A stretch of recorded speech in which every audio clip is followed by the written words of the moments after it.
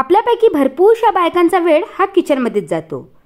किचनमध्ये काम करताना आपल्या हातून भरपूरशा चुका देखील होतात, वस्तू देखील फुटतात। त्यामुळे किचनला ऑर्गनाइज करणे हे खूप गरजेचे आहे। पण किचन ही अशी जागा आहे जी कितीही ऑर्गनाइज केली, स्वच्छ केली तरी त्यामध्ये पसारा होतोच।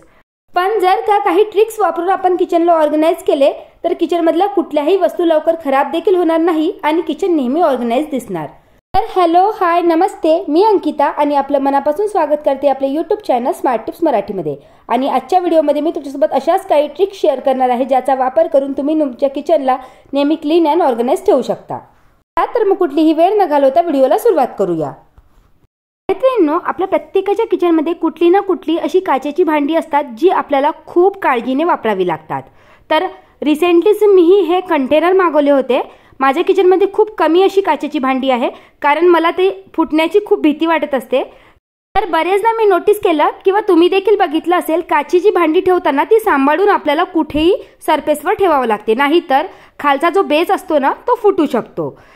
तर मी काय केलं की ज्या फोममध्ये कंटेनर पॅक होऊन आले होते काचेचे, तर तेच फोम मी त्या कप्प्याच्या साईजनुसार कट करून घेतले आणि त्या कप्प्यामध्ये असे पसरवून घेतलेले आहे। आणि त्यानंतर जी मॅट मी या कप्प्यामध्ये टाकलेली होती ना, ती मॅट यावर ठेवलेली आहे। आता जरी मी घाई गडबडीत हे कंटेनर पॅन्ट्रीमध्ये ठेवताना जोराने जरी आपटले तरी देखील हे कंटेनर फुटण्याचा चान्स नाही। तर अशा प्रकारे तुम्ही देखील तुमच्या कप्प्यामध्ये जिथे जिथे काचेचे कंटेनर ठेवलेले आहे ना त्या ठिकाणी फोम स्प्रेड करू शकता। तर ही एक खूप चांगली ट्रिक आहे, यामुळे जे काचेचे कंटेनर आहे ते लवकर खराब होणार नाही।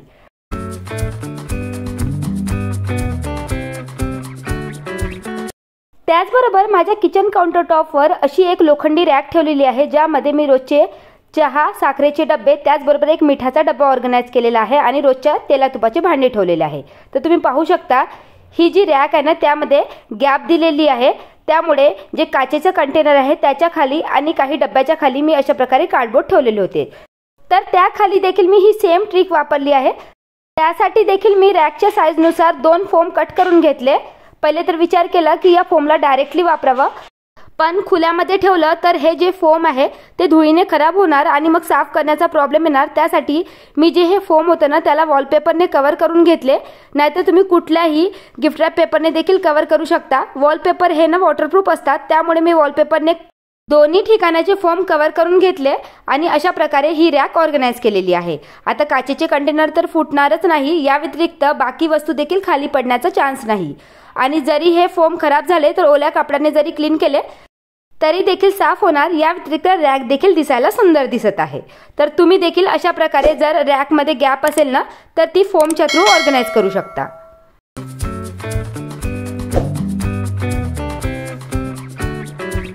बरेचदा तुम्ही बघितलं असेल आपल्या किचनमध्ये अशा प्रकारचे ड्रॉवर्स असेल तर त्या ड्रॉवर्समध्ये जर कचरा जमा झाला ना तर तो क्लीन करणं खूप डिफिकल्ट असतं, कारण ड्रॉवर चारही बाजूंनी पॅक असल्यामुळे त्यातला कचरा आपण इझिली बाहेर काढू शकत नाही। मग यासाठीच तुम्ही एक सिंपल ट्रिक वापरू शकता। मार्केटमध्ये ना अशा प्रकारचा एक डस्टिंग पॅन मिळतो, तो विकत घेऊ शकता। त्याने ना कुठलेही ड्रॉवर किंवा कुठलीही जागा जी चारही बाजूने पूर्णपणे पॅक आहे ना ती इझिली क्लीन करता येतं। तर प्रत्येकाच्या किचनमध्ये मला तरी वाटतं की अशा प्रकारचा एक छोटासा डस्टिंग पॅन तर असायलाच हवा। बघू शकता किती इझिली पूर्ण कचरा एकत्र कलेक्ट झालेला आहे। जर तुम्ही डायरेक्टली जर ड्रॉवर क्लीन केला असता तर थोडा ना थोडा कचरा त्या ड्रॉवरमध्ये राहिला असता, पण याचा उपयोग करून आपण ड्रॉवर खूप चांगल्या प्रकारे स्वच्छ करू शकतो आणि थोडीफार धूळ राहिली तरी ओल्या कपड्याने पुसून टाकली की ती निघून जाते। तर अशा प्रकारे मी ड्रॉवर क्लीन करून घेतले आणि त्यानंतर इथे आता न्यूजपेपर स्प्रेड न करता माझ्याकडे एक मोठा प्लास्टिकचा तुकडा होता, तो मी टाकलेला आहे। इथे मी तुम्हाला सजेस्ट करेल की ज्या मार्केटमध्ये कॅबिनेट्स मॅट मिळतात ना त्याच टाका। मी देखील मॅटच टाकले आहे, फक्त या एक कप्प्यासाठीच ती अपुरी पडली, त्यामुळे एकासाठी घेणे मला काही योग्य वाटले नाही, म्हणून मी इथे प्लास्टिक यूज केला आहे। जर तुम्ही न्यूजपेपर टाकत असाल ना तर एकदा मॅट विकत घ्या, फक्त एकदाच पैसे इन्व्हेस्ट करावे लागेल। एकच मॅट तुम्ही वारंवार व्यवस्थित कपड्याने क्लीन करून वापरू शकता।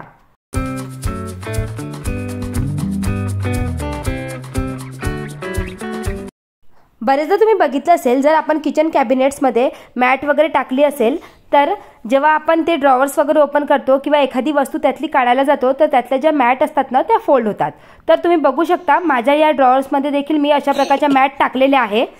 तर बरेचदा ड्रॉवर ओपन आणि क्लोज करत असते तेव्हा या मॅटची ना हालत अशीच झालेली असते।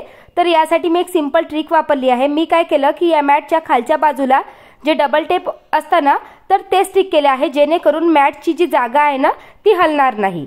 तर तुम्ही देखील ही ट्रिक फॉलो करू शकता। बरेचदा तुम्ही बघितलं असेल एखाद्या कप्प्यामधून आपल्याला मोठं भांडं वगैरे काढायचं असेल तर भांडं काढताना ती मॅट देखील बाहेर येते, तर त्यासाठी देखील तुम्ही ही ट्रिक वापरू शकता।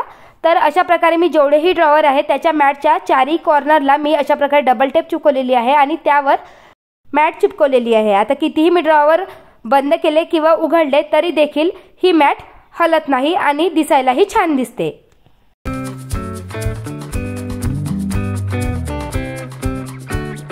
आपल्या किचनमध्ये अशा भरपूरशा अलमाऱ्या असतात जिथे आपला इझिली हात पोचू शकत नाही। मग त्या अलमारीतली जर मागची वस्तू काढायची असेल ना तर आपल्याला समोरच्या सगळ्या वस्तू काढाव्या लागतात आणि मग मागची वस्तू काढावी लागते। तर माझ्या किचनमध्ये देखील असं छोटंसं एक कॅबिनेट आहे जिथे इझिली हात पोचू शकत नाही, थोडंसं असं उंचावल्यासारखं करावं लागतं आणि मागच्या वस्तू काढाव्या लागतात। तर त्यासाठीच मी एक छोटासा किचनमध्ये चेंज केला आहे। या वस्तू डायरेक्टली कप्प्यात ऑर्गनाइज न करता अशा प्रकारच्या एका बास्केटमध्ये ऑर्गनाइज केल्या आहे। आता कुठलीही वस्तू जरी काढायची असेल ना तर मी डायरेक्टली बास्केट काढते आणि ती वस्तू ॲक्सेस करू शकते। तर तुम्ही देखील या प्रॉब्लेमला फेस करत असाल ना, तुमच्या किचनमध्ये हा चेंज नक्की करा, ही ट्रिक वापरा आणि सगळ्या वस्तू इझिली ऑर्गनाइज करा।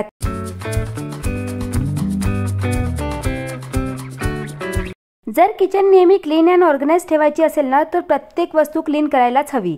आता बरेचदा काय होतं की जी आपली पूजेची भांडी असतात ना ती इतकी तेलकट झालेली असतात की त्याला क्लीन करायला खूप वेळ लागतो। मग त्यासाठी एक सिंपल ट्रिक ट्राय करायची। आपले काम करत असतानाच एका भांड्यातनं पाणी गरम करायचं आणि त्या पाण्यामध्ये थोडंसं विनेगर, त्याचबरोबर बेकिंग सोडा आणि जे डिशवॉश लिक्विड जेल असतं ना ते टाकायचं आणि त्या पाण्यामध्ये जेवढीही चिकटलेली भांडी आहे ती टाकायची। आता तुम्ही ही भांडी बघू शकता किती घाण झालेली आहे। याला जर मी क्लीन करत बसले ना तर मला भरपूरसा वेळ लागेल।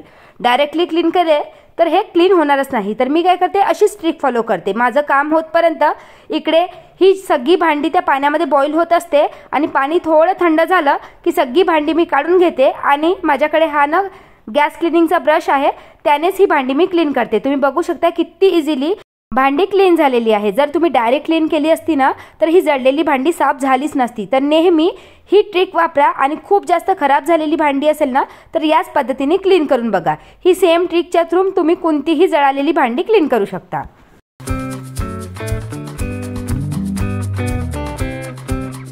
किचनमध्ये स्वयंपाक होत असल्यामुळे किचनला सर्वात जास्त क्लिनिंगची गरज असते। तर त्यासाठी तुम्ही अशा प्रकारे काही होममेड क्लीनर किचनमध्ये एका बास्केटमध्ये तयार करून ठेवू शकता। यामध्ये हे जे पहिलं क्लीनर आहे त्यामध्ये मी थोडंसं कोलगेट, त्याचबरोबर जे डिशवॉश लिक्विड असते ते आणि विनेगर आणि बेकिंग सोडा ॲड केलेला आहे। त्याचबरोबर एकामध्ये मी जे डिशवॉश लिक्विड असते त्यामध्ये पाणी घालून एक लिक्विड तयार करून ठेवलेलं आहे। कोलिनची एक बॉटल आहे, पितांबरी पावडरची एक बॉटल ठेवलेली आहे आणि एका बॉटलमध्ये जे डिटर्जंट असतं ना ते ठेवलेलं आहे। तर पहिले जे लिक्विड मी तुमच्यासोबत सांगितलं ज्यामध्ये कोलगेट, विनेगर आणि बेकिंग सोडा आणि थोडंसं डिशवॉश लिक्विड मी ॲड केलेलं आहे, त्या क्लीनरचा उपयोग करून तुम्ही किचनमधले जेवढे काही कॅबिनेट्स आहेत त्याचबरोबर चिमणी आहे ते सगळं क्लीन करू शकता। खूप इझिली व्यवस्थित क्लीन होतं। एक दिवस आड जरी तुम्ही या वस्तू क्लीन केल्या ना तर तेलाचे, चिकनाईचे डाग राहणारच नाही। त्याचबरोबर या सेम क्लीनरचा उपयोग करून मी काय करते की माझ्या किचनमधले पूर्ण कॅबिनेट्स क्लीन करते। त्याचबरोबर जे चहा साखरेचे डब्बे असतात आणि मिठाचा वगैरे डब्बा असतो, जे म्हणजे माझ्या किचन काउंटरटॉपवर ठेवलेले आहे, मीन्स किचन ओट्यावर ठेवलेल्या जेवढ्या काही वस्तू आहे त्या रेग्युलर आपण क्लीन करू शकत नाही। त्यातली वस्तू संपली की डब्बे आपण क्लीन करतो। मग अशा वेळेस मी काय करते, हेच क्लीनर त्या डब्यावर थोडंसं स्प्रे करते आणि ओल्या कपड्याने व्यवस्थित पुसून घेते। त्यामुळे आपला जो ओटा असतो ना तो वेल ऑर्गनाइज दिसतो, त्यावर जास्त धूळ बसत नाही। मग एखाद्या वेळेस हे डब्बे क्लीन करायची वेळही आली तर आपल्याला जास्त मेहनत करावी लागत नाही। व त्याचबरोबर जे आपला ओटा किंवा ग्लास वगैरे आहे ना ते मी फक्त डिशवॉश लिक्विडनीच क्लीन करते। यामध्ये मी ना थोडंसं डिशवॉश लिक्विड आणि पाणी ॲड केलेलं आहे आणि रोज काही मी पाण्याने वॉश करत नाही ओटा, कारण माझ्या किचनचा जो ओटा आहे ना त्याला सायडिंग बनलेली नसल्यामुळे पाण्याने जर मी स्वच्छ केला तर पाणी पूर्ण कॅबिनेट्सवर सांडू शकतं आणि कॅबिनेट्स लवकर खराब होतात। तसंही गॅस ना पाण्याने रोज क्लीन करायला नको, नाहीतर गॅस लवकर खराब होतो। तर मी काय करते, फक्त हप्त्यातून एकदा किंवा खूप जास्त ओटा खराब झाला तरच मी पाण्याने वॉश करते, नाहीतर या डिशवॉश लिक्विडनीच आणि ओल्या कपड्याने ओटा आणि गॅस पुसून घेत असते। याने देखील माझा ओटा खूप चांगल्या प्रकारे क्लीन होतो, मुंग्या देखील होत नाही आणि ओट्यावर जेवढा काही चिकटपणा वगैरे असतो ना तो पूर्णपणे क्लीन होतो। तर तुम्ही देखील अशा प्रकारचे लिक्विड्स तयार करून ठेवू शकता आणि आपल्या किचनला क्लीन करू शकता। त्याचबरोबर आपल्या किचनमधलं सिंक आपण रेग्युलर तर नॉर्मल डिशवॉश लिक्विडनी क्लीन करतोच, पण बरेचदा सिंक खूप जास्त चिकट होतो व नॉर्मल लिक्विडनी तो क्लीन होत नाही। मग अशा वेळेस बरेच जण सिंकला क्लीन करायसाठी हार्पिक वापरतात। मग त्यामुळे आपली जी सिंक असते ना त्यावर काळे डाग जमा होतात, सिंक खराब होते। मग अशा वेळेस हार्पिक न यूज करता जे पितांबरी पावडर असतं ना आपल्या प्रत्येकाच्या घरी असतंच, तर त्याने ही सिंक क्लीन करून बघा, अगदी नव्यासारखी चमकेल। जेवढा काही चिकटपणा वगैरे जमा झालेला असेल ना तो पूर्णपणे स्वच्छ होतो। तर तुम्ही देखील ही ट्रिक नक्की ट्राय करून बघा।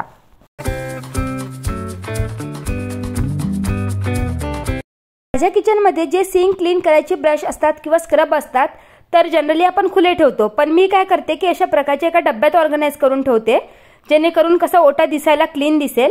तर बरेचदा काय व्हायचं की जे हे स्क्रबर आहे ते ओले ठेवले जायचे, त्यामुळे त्या स्क्रबरमध्ये राहिलेलं जे एक्स्ट्रा पाणी असायचं ना ते व्यवस्थित ड्रेन नाही व्हायचं आणि त्याचा वास यायचा।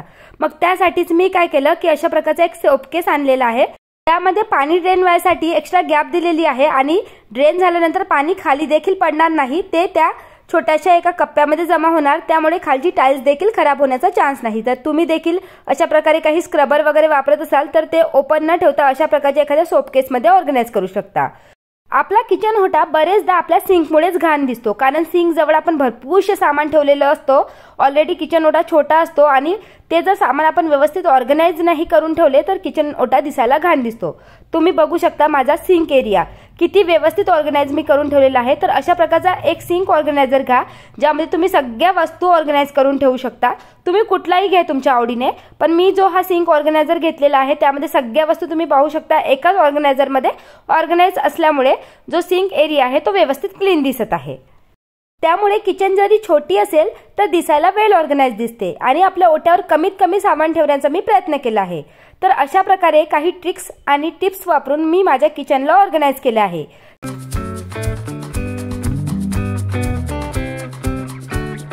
तर मैत्रिणींनो, या होत्या काही ट्रिक्स ज्याचा वापर करून तुम्ही आपल्या किचनला नेहमी क्लीन अँड ऑर्गनाइज ठेवू शकता। तर मैत्रिणींनो, आशा करते की तुम्हाला आजचा व्हिडिओ नक्कीच युजफुल वाटला असेल। व्हिडिओ आवडला असेल तर व्हिडिओला लाईक करा आणि तुम्हाला हा व्हिडिओ कसा वाटला हे मला कमेंट करून नक्की कळवा। चला तर भेटूया अशाच एका नवीन व्हिडिओमध्ये, तोपर्यंत बाय बाय।